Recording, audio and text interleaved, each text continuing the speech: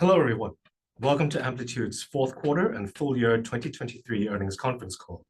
I'm Yaoxian Chu, Vice President of Investor Relations.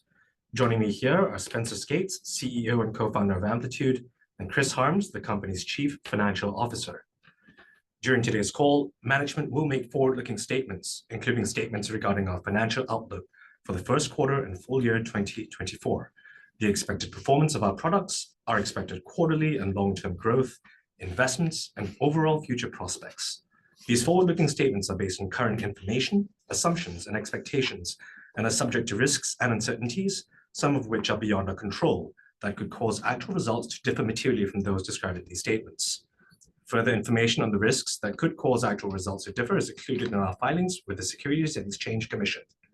You're cautioned not to place undue reliance on these forward-looking statements, and we assume no obligation to update these statements after today's call, except as required by law. Certain financial measures used in today's call are expressed on a non-GAAP basis. We use these non-GAAP financial measures internally to facilitate analysis of our financial and business trends and for internal planning and forecasting purposes. These non-GAAP financial measures have limitations and should not be used in isolation from or as a substitute for financial information prepared in accordance with GAAP. A reconciliation between these GAAP and non-GAAP financial measures is included in our earnings press release, which can be found on our investor relations website at investors.amplitude.com. With that, I'll hand the call over to Spencer. Thanks, Yao, and good afternoon, everyone. I'm excited to welcome you to the Amplitude Q4 and 2023 earnings call. We have a lot to share today, and we're going to cover it in three main sections. First, our financial results for Q4 and 2023 overall. Second, the maturation of Amplitude in 2023, including an update on innovation and customer wins. And thirdly, our views on 2024. Let's start with the Q4 and full year financial highlights. Our fourth quarter revenue was $71.4 million, up 9% year over year. Annual recurring revenue was $281 million, up $8 million from the end of the third quarter. We've grown our customer base to more than 2,700. 511 of those customers pay us more than $100,000 per year, up from 480 at the end of 2022. We also have 39 who pay us more than $1 million a year, up from 30 at the end of last year. Lastly, we delivered almost 10 percentage points of non-GAAP operating margin expansion year over year. We also generated $1.5 million of free cash flow in Q4 and $22 million of free cash flow in 2023. Q4 was our largest quarter for net ARR in 2023, marked by broad-based growth across all customer sizes. It was also the largest quarter of new enterprise logo wins in the company's history. While total churn was still high, it was lower than previous quarters. 2023 was a big year for Amplitude. I'm proud of how the team delivered. First, we made great progress in stabilizing the business, focusing on what we can control. We delivered margin expansion and positive free cash flow even against slowing growth.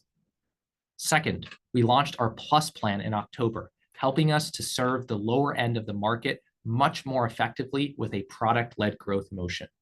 In doing so, we provided ourselves the ability to further up-level our go-to-market efforts, which we initiated early this year.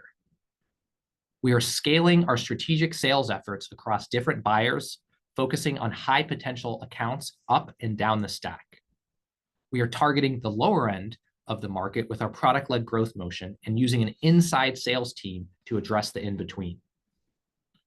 Third, we had our strongest year ever for product innovation. I've said before, this is the best way to drive value long-term, so I'd like to recap a few key areas. I just mentioned our Plus plan, and we are off to a great start. It's early days on our own product-led journey. There's more to test and iterate on, but we like what we see so far. Plus is tracking ahead of early internal expectations. There are almost no signs of cannibalization, and we continue to see five-figure deals in the sign-up process.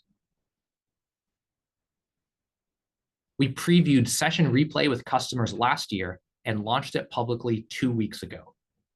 Session Replay helps our customers reconstruct a user visit by capturing how they interacted with a website, app, or digital product. It's a tool used by product, marketing, and data teams to understand user behavior, diagnose product issues, and improve outcomes. Session Replay is powerful because it is tightly integrated with Amplitude Analytics and our broader platform. As a result, companies can get quantitative and qualitative insights to understand what their customers are doing and why.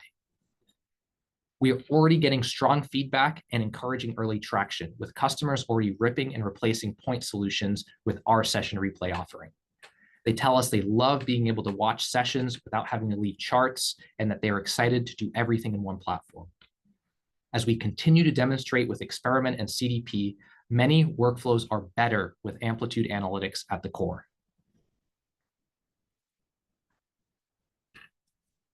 In addition to Plus and Session Replay, we introduced a suite of AI-powered capabilities, including Ask Amplitude to shorten the learning curve when you're getting started, and Data Assistant to make data governance effortless.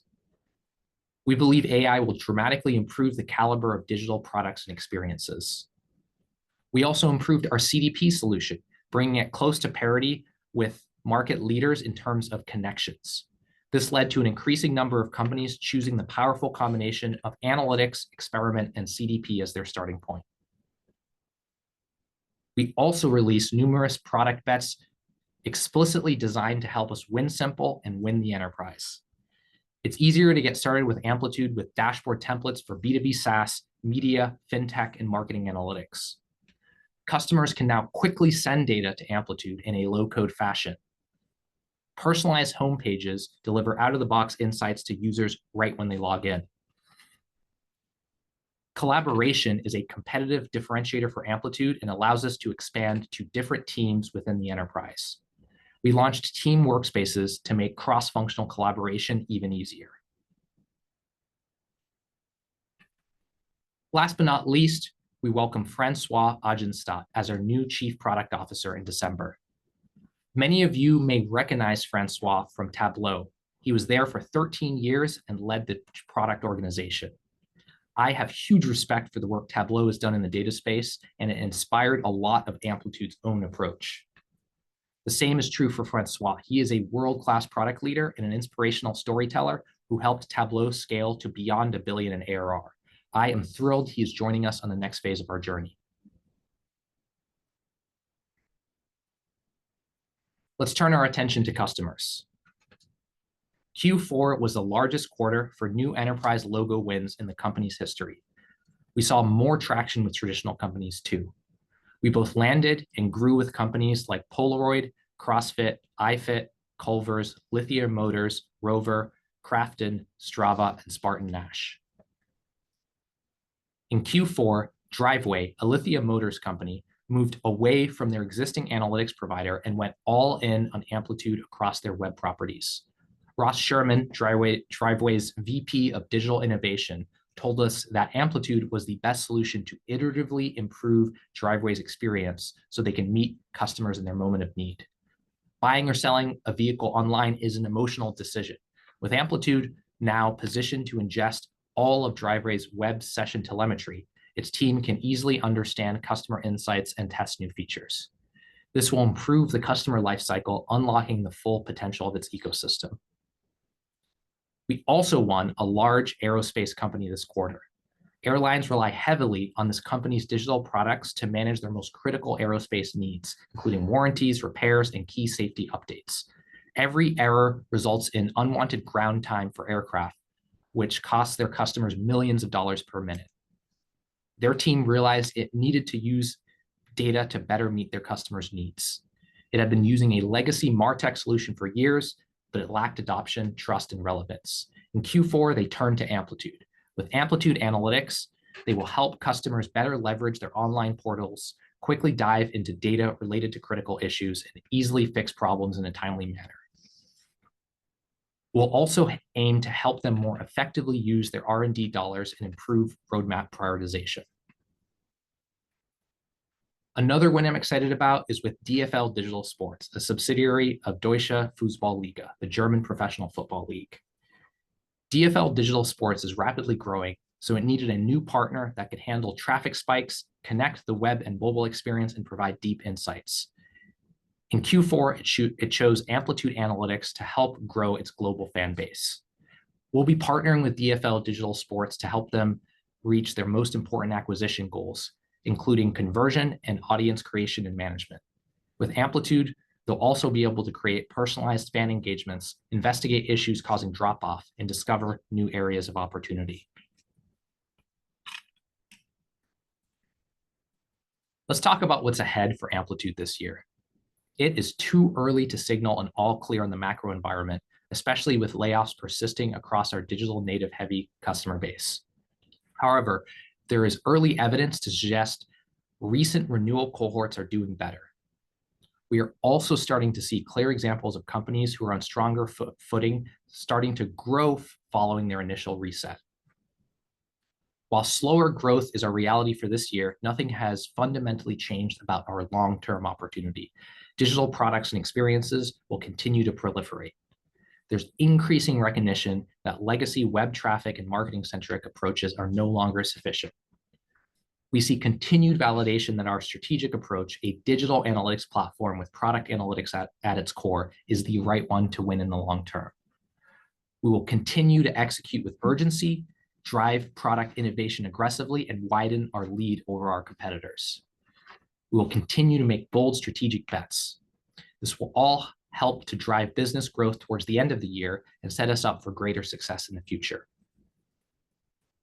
Here are the key areas of operational focus. We will continue to improve the effectiveness of our sales motion. We made substantial progress across the board last year, but there's plenty more to do to go from good to great. Our named account approach drives focus and prioritization. This increases our opportunity set materially.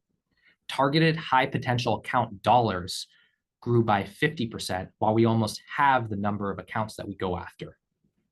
We're leading with value and selling more strategically, everything from industry-specific use cases to more sophisticated account engagement.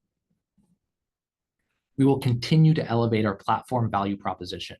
With Experiment, CDP, and now Session Replay, we offer an all-in-one digital analytics platform that enables teams to create products that adapt to users, not the other way around. We know that our customers want a single provider for all their analytics needs. We see many opportunities to grow cross-sell and displace point solutions. With Francois now on board, we expect that our pace of product innovation will be even more aggressive. I have been intentional about up-leveling accountability, maturation, and execution at Amplitude throughout 2023. We are demonstrating progress. We will continue to drive profitable growth and invest for the future. At the foundation, our team remains persistent and adaptable. I'm optimistic about what we'll accomplish in 2024 and beyond. With that, thank you for your interest in Amplitude. I'd now like to turn it over to Chris to walk through the financial results. Thanks, Spencer. Thanks to everyone joining us today. I take pride in our recent performance. We exited 2023 with Q4 being our largest quarter for net ARR for the year. It was also the largest quarter of new enterprise logo wins, which were a positive indicator to the momentum we are building as part of the Win the Enterprise pillar of our broader strategy. Total churn was still high, but I'm encouraged that it was lower than previous quarters. And I'm also encouraged that for the third quarter in a row, actuals were in line with what the forward-looking indicators were projecting. We came in above our guide on Q4 operating profit and delivered positive free cash flow for the third consecutive quarter. We're demonstrating fiscal responsibility and proving ourselves strong stewards of shareholder capital by delivering 13 points of free cash flow margin improvement year over year, even against slowing growth and a stubbornly challenging macro environment. Now on to the fourth quarter results. As a reminder, all financial results that I will be discussing, with the exception of revenue and balance sheet figures, are non-GAAP. Our GAAP financial results, along with a reconciliation between GAAP and non-GAAP results, can be found in our earnings press release and supplemental financials on our IR website. Fourth quarter revenue was $71.4 million, up 9% year over year. Total ARR exiting Q4 increased to $281 million, an increase of 10% year over year and $8 million sequentially. Here's more details on key elements of ARR. New ARR was evenly split between land and expand, exemplified by broad-based new ARR across our customer segments. Churn remained elevated and slightly lower in absolute dollar terms than Q2 and Q3, consistent with our expectations. Full churn accounted for just under 2/3 of the total amount in the quarter. As expected, in-period NRR dropped to 98%, and NRR on a trailing 12-month basis declined sequentially to 101%. Spencer alluded to early evidence of recent renewal cohorts doing better. First-year gross retention patterns from customers acquired in the second half of 2022 onward is on average 5 to 10 points higher than cohorts across 2020 and 2021. Non-analytics ARR crossed the 30 million threshold at the end of 2023. Our base of $1 million and $100,000 customers grew year over year. Double-clicking into these metrics, customers who spent more than $1 million increased to 39, up from 30 customers at the end of last year. Customers who spend more than $100,000 continue to represent approximately 3/4 of our ARR base. Gross margin was 77% for the fourth quarter, up 3 percentage points year over year. Total operating expenses were $53 million, flat sequentially and down 1% year over year. Operating profit was a positive $2.3 million, or 3% of revenue, almost a 10 percentage point improvement on a year-over-year basis. Net income per share was 4 cents, based on 129.2 million of fully diluted shares, compared to a loss of 3 cents with 113.1 million shares a year ago. Free cash flow in the quarter was positive $1.5 million, or 2% of revenue. For the full year 2023, free cash flow was positive $22.4 million, or 8% of revenue, a 13 percentage point improvement over last year's margin of negative 5%. Now on to our outlook. We've taken many steps to stabilize the business, up-level execution, and revisit how we allocate capital. We are selectively investing in key areas to ensure we successfully re-accelerate growth. The top of our list are continued product innovation, platform expansion, product-led growth, professional services, and business application infrastructure to better enable our go-to-market efforts. For the first quarter of 2024, we expect Q1 revenue to be between $72.1 and $72.7 million, representing an annual growth of 9% at the midpoint. We expect a non-GAAP operating loss between $2.8 and $2.2 million. And we expect non-GAAP net loss per share to be between negative 1 cent and 0 cents, assuming basic shares outstanding of approximately 120.5 million. For the full year, we expect revenue to be between $291.5 and $294.5 million, an annual growth rate of 6 to 7%. We expect non-GAAP operating income between negative $1.0 million and positive $2.0 million. And we expect non-GAAP net income per share to be between 6 cents and 8 cents, assuming shares outstanding of approximately 133.0 million, as measured on a fully diluted basis. Here's more color for your modeling purposes. Consistent with what we conveyed in November 2023, we expect churn to remain at elevated levels through Q2 2024 and at similar levels to recent quarters. As we've characterized previously, the primary driver to these elevated levels of churn are multi-year contracts from 2021 and 2022 that are being optimized upon renewal. As reflected in our 2024 revenue guidance, we are implying that healthy new business trends in the first half of 2024 will be substantively offset by churn during this period. Specific to quarter-to-quarter dynamics, we expect Q2 revenue to be down slightly from Q1 due to the timing of anticipated churn within each of the respective quarters. We expect end-period NRR to remain below 100% and NRR to trough in the mid-90s this year. Both metrics should increase as we exit 2024. We expect year-over-year ARR growth will trough in Q3 of this year in mid-single digits. Gross margin should be between 76 and 77% for the year due to the aforementioned investments in professional services. While we have guided to operating profit for fiscal year 2024, we expect to generate a non-GAAP operating loss in the first half of 2024 due to the timing of certain events, such as employee tax resets and a higher concentration of discretionary spending. These items include certain marketing programs and events like the sales kickoff. We expect to continue to be free cash flow positive for the full year. We expect diluted share count to increase by 3 to 5% in FY24.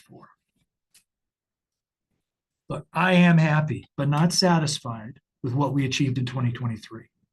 I am confident of the path we are setting for ourselves through 2024 and into 2025. We will continue to drive profitable growth.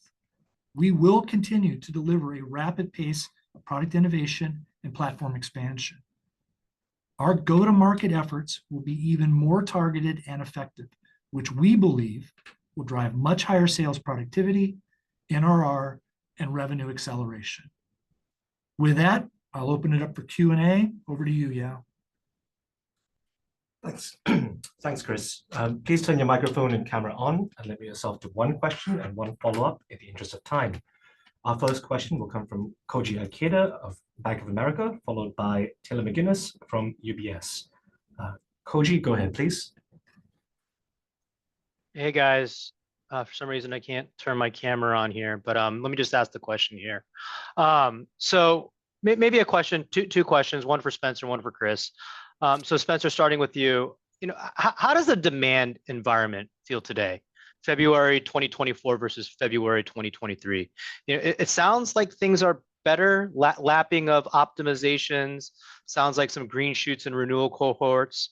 You're talking to, so as you're talking to new customers, are the pain points the same? Are you having same types of conversations, same types of prospects, or have things changed? And if so, maybe you could talk about that a little bit. Yeah, for sure. I think demand for what we do has always been strong, whether I look at now, whether I look at a year ago, whether I look at many years ago. This is a top priority for many product and data teams for them to understand how it is their end customers are using the product. And we're seeing that in both tech companies as well as the traditional enterprise. In terms of now versus a year ago, I'd say it's maybe slightly stronger.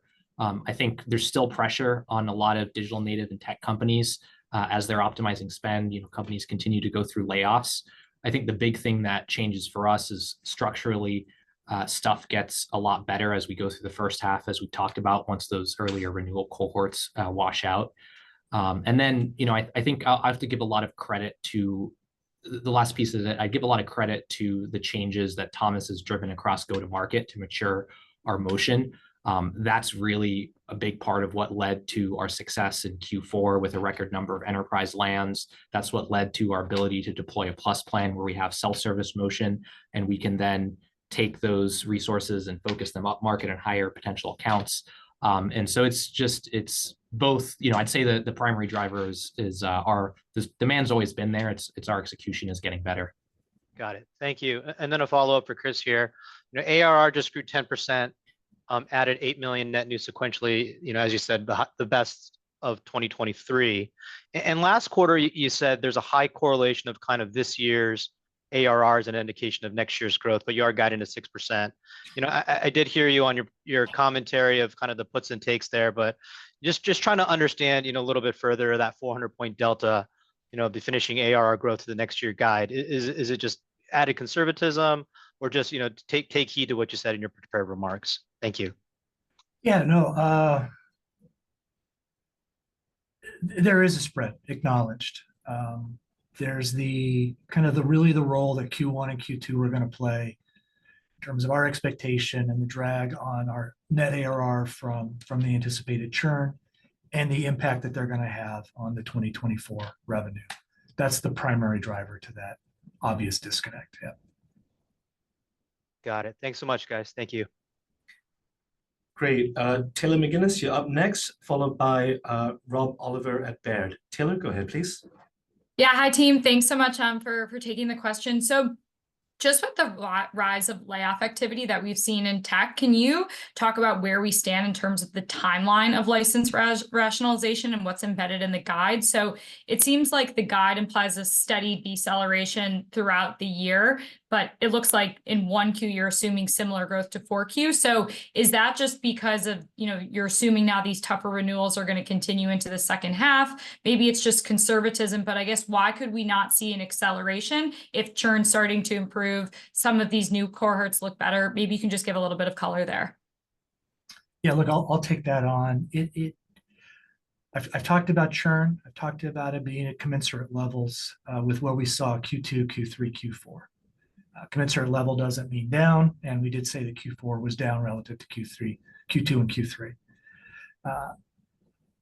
Kind of with those elements in play, I'll remind you that my guide or I didn't guide it specifically, but my signaling for Q4 kind of net ARR was a number much closer to 0. Like, I was very pleased with our overperformance. I was very pleased it was very broad-based.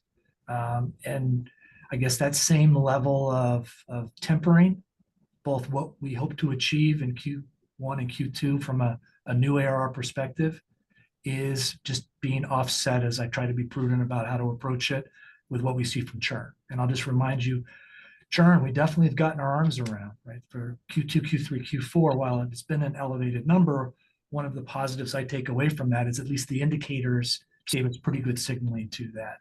So all of those different ingredients, kind of the stew, is kind of what has shaped how I'm thinking about those elements. Perfect. And just as a follow-up question, so it seemed like this past quarter, the pace of NRR deterioration was starting to subside, but you talked about NRR troughing in the mid-90s and 2Q revs being down sequentially. So is there something specific to the 2Q renewal base that you're trying to flag coming up? I guess, is it larger? Does it have greater tech exposure? Maybe you can just help us think through what that base looks like, maybe relative to what we've seen in the last couple quarters. Yeah, so remember, we do not have an evenly distributed renewal base. We are definitely highly concentrated in Q1 and Q2 relative to where we are in Q3 and Q4. So, and our ability to have our arms better around our customers, the role of the multi-years and kind of where we think they're going to reset on their renewals, like all of those are just taking shape to how we're thinking about the precision to Q1 and Q2, and how we think about the kind of the cyclical nature of being in a mechanically different place, as we talked about in Q3, and that therefore kind of forming our trough. Awesome. Thanks so much. Appreciate it. Great. Next question, Rob Oliver from Baird, followed by Tyler Radke from Citi. Rob, go ahead, please. Yeah, great. Thanks, Yao. Thanks, guys. Good afternoon. My question's, I think, probably a bit of a follow-up to Taylor's. You guys clearly have made some tremendous strides on managing that churn. There's been a lot of changes in go-to-market, a lot of internal optimization of the process. So I guess what I'm wondering is when you look out to that big cohort that's coming out in Q2, in terms of what you guys can control, because some of it's just natural, there's lower headcount, but in terms of what you guys can control, maybe talk about some of the opportunities to get other products into the hands of these customers, or other ways to maybe get the platform sale going? Spencer, I know in your prepared Totally. remarks, you mentioned session replay as an example. So maybe talk a little bit about, like, some of the ways you guys can maybe, work those contracts a bit better. And then I had a quick follow-up. Totally. So I divide it into two big ones. There's the operational of how we manage a particular account, and then there's the strategic in terms of how we approach our entire customer base. On the operational side, we've gone through a lot of maturing of our go-to-market team over the last year. And I think you're starting to see the results in terms of our ability to forecast and understand where things are going to be further out. We're also able to have conversations with much more senior executives than we were before. A great example is one of our large food delivery customers, multi-million-dollar customer with us, been with us for 6 or 7 years. We were stuck at the director level in terms of our conversations for many years. And we just had a conversation with them about a month ago with the VP of data engineering. And that was completely changed the dynamic. They were skeptical of continuing to invest in Amplitude in the past because they're like, hey, this thing keeps growing in terms of cost without bound. And I don't necessarily know, yes, it's popular and used by a lot of end users at my company, but I don't necessarily know and understand the value it's driving. We had the conversation. We said, hey, we're going to work through doing an enterprise license agreement, so you don't have to worry about how stuff scales, and we'll work with you on the pricing side. And then that helped him direct the organization to lean into us. And so it's like those conversations repeated again and again and again, where we're focusing on getting into much senior levels, doing executive business reviews, talking about the value that we're driving. On the strategic side, I think the call out is great. I'd point to a few different things. So first, while it's early, we do see that customers on multiple products have higher retention rates. And so that's a big focus for us this year, both across Experiment, CDP, and now a Session Replay as well, just to get those attaches much higher. As Chris mentioned, non-analytics products are at only 30 million in ARR. So still a small portion of our customer base. We have an opportunity to penetrate way more. And the early signs there are that, if you do, the retention rate gets significantly better. So that's been very good. The other element I'd talk to is the fact that we launched the Plus plan allows us to take resources and focus it on the higher value accounts. And so instead of running the same go-to-market motion that you do for a multi-million-dollar customer with a $10,000 customer, we're starting to specialize it a lot more and introduce things like premium professional services at the high end in order to make sure those customers get deployed and grow with us successfully. So there's a lot, as I've been talking about, we're not happy with where it's at. There's a lot we're doing both operationally and strategically. And as those 2021 and 2022 cohorts finish coming up for renewal, we expect that to get structurally better in terms of our growth. Great. That's super helpful. Thanks. I'll hop back in the queue. Thanks, guys. Great. Tyler Radke from Citi, followed by Nick Altman from Scotia. Tyler, go ahead, please. Yeah, thanks, Yao, and hey, everyone. So just starting off on the quarter, a question for Chris. It looked like the revenue performance was a little bit light of the midpoint of guidance. And, I think historically you typically show some upside relative to that guidance range. So it looks like ARR was solid. So was there anything unusual to call out in terms of linearity in the quarter, maybe more back-end loaded? And then the follow-up question is, as we just think about the guidance for 2024 with sequential revenue declines in Q2, it does imply a pretty larger pace of sequential revenue increases in Q3, Q4. Can you just talk about the visibility and confidence you have in the new business side of that for that to play out? Thanks. Yeah, both very fair questions with, I think, pretty straightforward answers. As it pertains to Q4, and actually any quarter, we do have in-period revenue, overages, professional services, but it was overages. Overages did not come in at a consistent level with where it had. The plan beat that I had wove into the midpoint did not materialize, and we came in about 200,000 below that. It is a small part of our top line, but it did drop off in Q4 below the expectations. And then that prompted me to do the postmortem and make sure that I was more appropriately gauging it for how we looked at 2024. As it pertains to your second question on the quarter over quarter, the churn that we've identified for Q1 is very back-end loaded. And some of the large ones that we're expecting are actually happening March 30th, March 31st. But that's not the same case in Q2. The ones that we've identified as really weaving in, those are month one and early parts of month two of the quarter. So while the ARR, or the associated churn that we're kind of conveying is a consistent number, the timing of when those happen in the quarter and their associated impact is what's in play. And Yao and I that just felt it was appropriate to signal that to you now as part of our color, that's our expectation for Q2.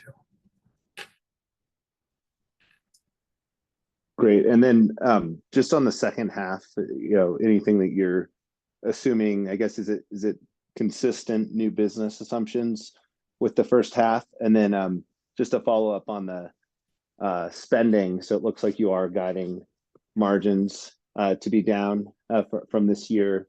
What are the biggest priority areas you're spending on? And can you just talk about, how you think about the pace of medium to long-term margin expansion? Yeah, so let me try to break down first part of your question. Well, I don't want to get into specifics of new ARR.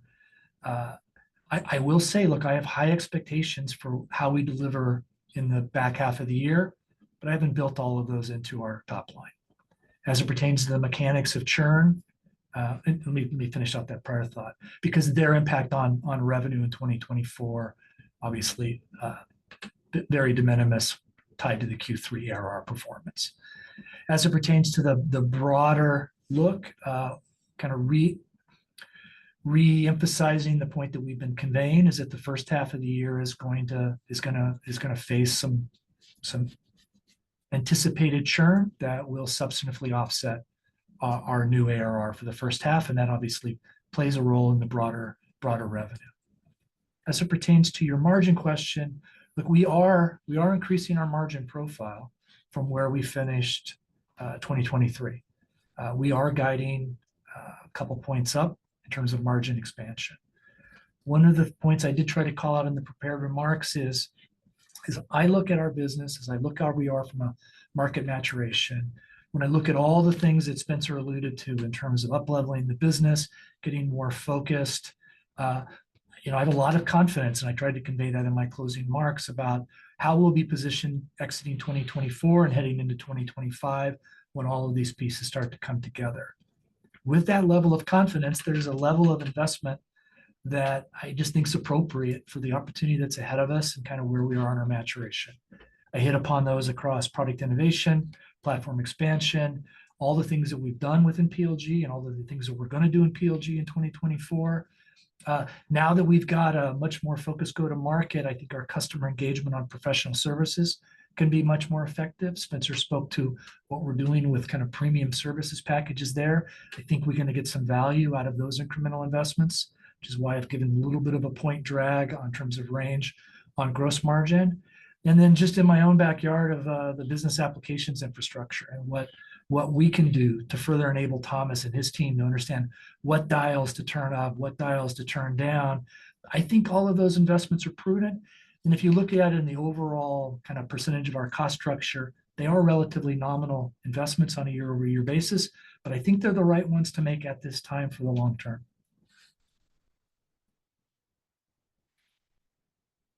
Great. Thank you. Thank you. Next question, Elizabeth Porter from Morgan Stanley, followed by Arjun Bhatia. Elizabeth, go ahead, please. Great. Thanks so much for the question. Really impressive acceleration in the new customer, in the total customer count.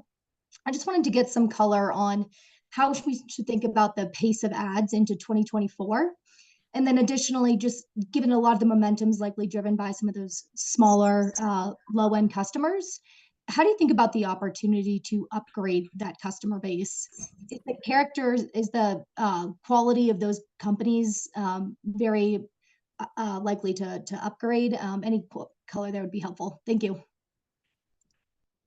Spencer, you want to take it? Yeah, sure. Yeah, so we don't, add the total customer count includes both those plus and those annual contracted customers, so it can be deceiving as to which bucket is which. I think first on the enterprise side, like I said, a record number of lands there on the high end, and so that was fantastic to see. Obviously, going to make a not huge contribution to the total customer count. So the acceleration really comes from the plus plan. Now, I think most of those customers, obviously, they're going to be paying hundreds, thousands of dollars a month, not the level that are enterprise customers. But we have seen some upgrading over time, and we expect that that'll be a fantastic channel for our enterprise team.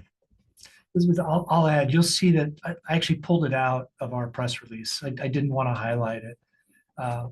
We're very focused on the $1 million plus customers increasing from 30 to 39. We're very focused on the $100,000 plus customers increasing from the 488 to or 480 to 511.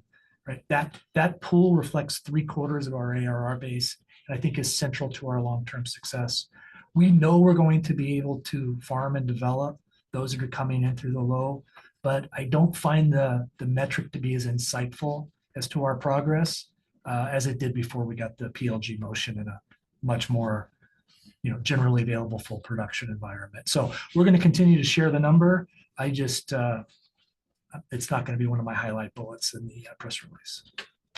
Got it. And then just as a follow-up, now that you're kind of bifurcating the strategy more between kind of the low end and high end customers, any sort of differences in the competitive landscape that you could speak to at each of those bases? That is a great question. I think on the low end, it tends to be, let's see, how would I characterize it? Well, let me start with the high end first. I think that's a little more straightforward. High end is very greenfield. I think you might see previous generation legacy marketing analytics players like a Google Analytics or Adobe, but it's not like when thinking about product analytics and session replay and some of these other pieces of value, it's not, a lot of times these companies are adopting it, and it might just be you in the RFP or might be you in one other company. I'd say on the lower end, that's where we see us competing ourselves with a lot more point solutions, and is a big part of why we release that suite approach as well as the plus plan, so that we say, hey, we're going to provide the most value at the lowest cost. There's no reason not to choose Amplitude as the provider to get started with there. Great, thank you. Great. Next question, Arjun Bhatia from Blair, followed by Nick Altman from Scotia. Arjun, go ahead, please. Yep. Hey, guys. Thanks for taking the question. Maybe if I could start on the churn side of the equation.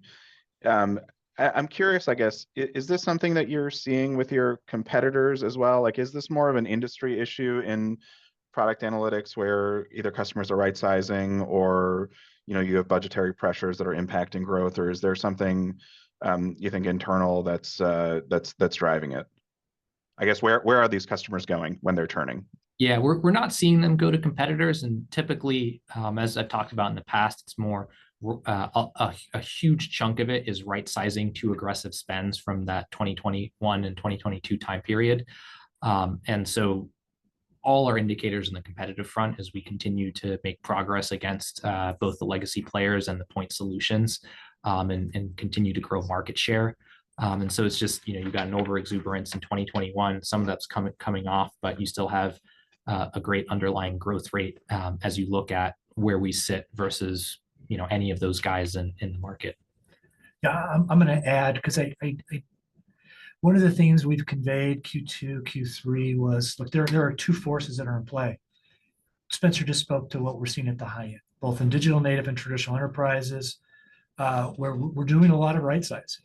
That's just the nature of what was driving that. Yes, there was some lost churn there, but that's by far the small minor to the major, which has been just partial churns. And reminder to everyone, like we count both partial and fully lost in our GDR numbers. The second theme that's there is at the low end, right? It's the venture capital funded companies where they are struggling to survive. And I alluded to in the prepared remarks that 2/3 of our churn in Q4 was lost churn, very much driven by what's happening in that venture capital digital native community and as they're struggling to survive. And clearly that will be a temporary environment that we're going to face at that end of our market.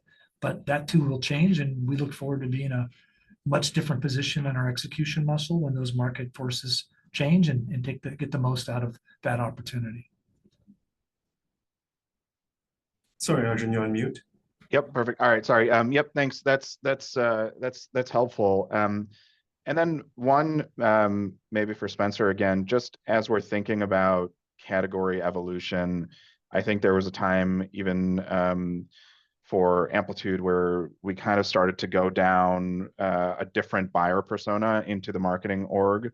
I'm curious if you think that's something that's still inevitable in the product analytics category, and how fast you think that might occur both with Amplitude and the broader industry. I think it's a longer term phenomenon. I mean, we launched a whole bunch on the marketing side, and we've been deliberate about targeting that persona. But most companies we work with, it's still kind of two separate personas and two buying centers, and they have their own tech stack. So while eventually I look 5-10 years out, I expect to see it be quite different. In the short term, they're still quite distinct. Now, that all said, we want to get ahead of it. So we're doing quite a bit, as I mentioned, on making sure that we're able to speak to value to that persona and tackle them and displace a lot of the legacy players. The other thing I'll call out on the suite offering is that we've always been very aggressive on the innovation front. The part I'm excited about Francois to join is to help us in terms of how he tackles the organization of that innovation so that we can continue. We have 4 products now. How do we continue to come out with the 5th and the 6th and the 7th and make sure we win everyone in this broader category by having the best offering in terms of the full platform. So, we're going to continue to do more there, whether it's to tackle marketing or to tackle some of the other use cases when you think about digital analytics broadly. All right, perfect. Thank you. Thank you. Last question, Nick Altman from Scotia. Nick, go ahead, please. Awesome. Thanks, guys. Chris, you mentioned overages were a bit light in Q4. I guess, how should we read into that exactly? And what does the guidance sort of embed from an overage perspective?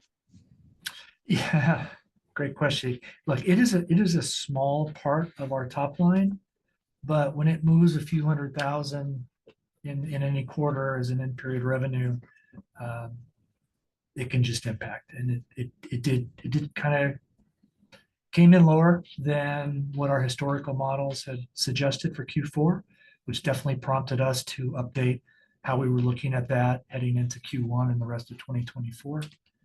But it was one of these where a small part of the equation just moved in a different direction than what our historical trend lines would suggest.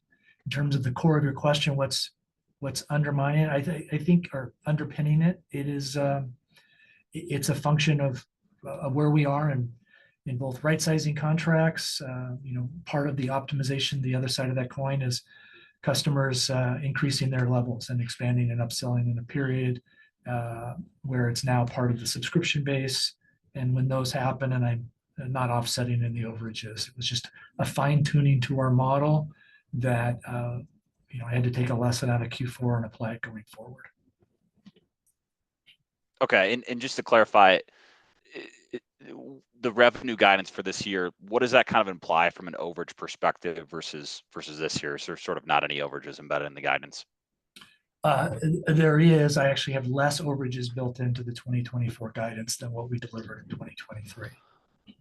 Okay, and then my second one is just, you guys have said like the renewal cohort has been trending sort of above expectations. Churn actually improved a little bit in the quarter, but you're still kind of circling 2Q as potentially a little bit of a higher churn quarter. You talked about a sequential step down from 1Q on the top line.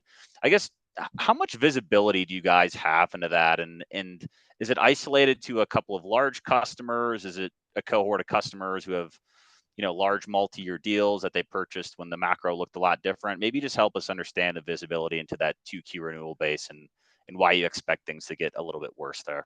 Yeah, many facets to that question. Let me try to hit them all. First, as it pertains to the mix of renewals and expected churn, it's not just Q2, right? It's Q1 and Q2.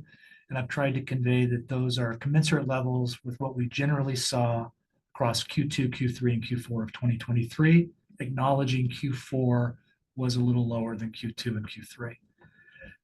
So I wanted to clarify it's not just Q2, but that once we get to Q3, we go from an environment where the multi-year contracts are representing, right, 50% of the renewal base to them reflecting less than a quarter of the renewal base. So just a mechanically different environment in Q3 and Q4 in terms of the impact that these can have.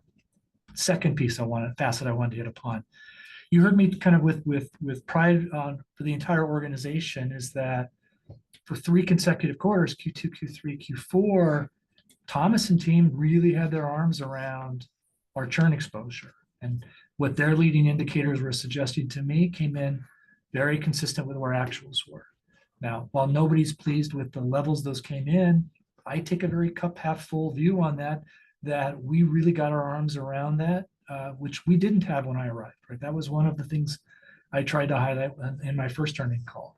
So as it pertains to our visibility, it is both at an account level, very much up and down the stack, driven by the kind of account executive ownership culture that Thomas started to drive back, April, May of last year, that Nate, with his arrival, has continued to drive, and us just being much closer, as reflective of Spencer's anecdote of we're getting much closer to strategic level than just the buyer. So our pulse with our customers as we're going through renewals is much better.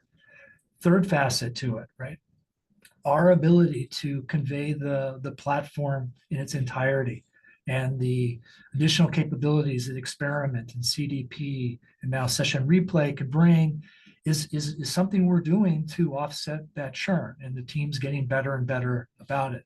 One of them, we still 80% of our customers still are, over 80% of our customers are still analytics only.